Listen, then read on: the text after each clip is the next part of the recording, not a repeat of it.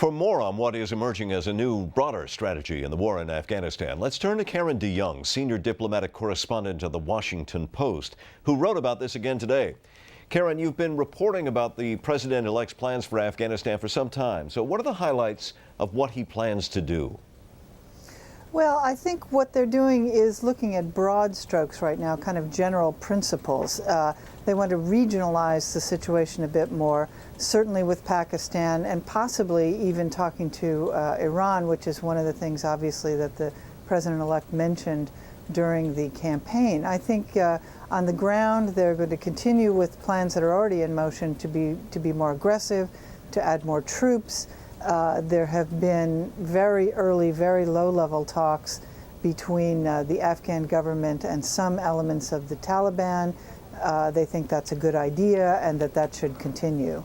And in your report, as you mentioned, this discussion possibly with Iran, what is it that Iran could possibly bring to this situation? Now, obviously, it shares the border with Afghanistan, but beyond that, what would it bring and why would Iran want to help?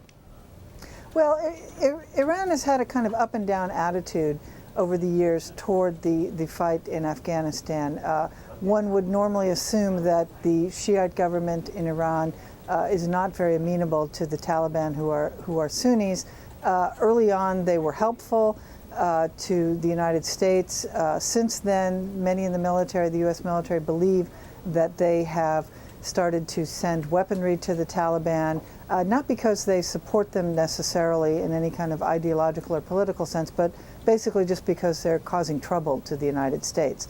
And the thinking is that if you look at that situation in the broadest sense, that there is a coincidence of interest between the United States and Iran in Afghanistan, and that's something that should be explored.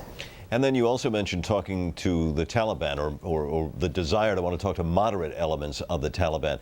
Is there really such a thing as moderate Taliban?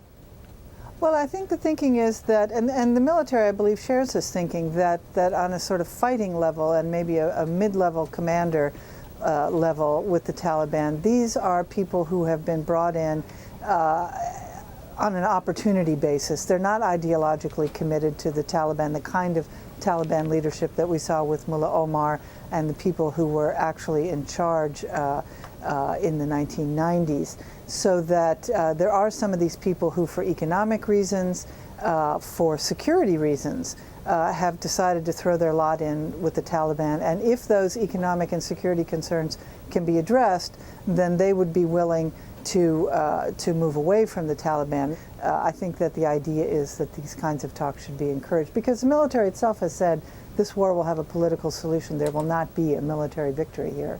And that's one that's shared by many people, right? Karen DeYoung, senior diplomatic correspondent of the Washington Post, thank you. You're welcome.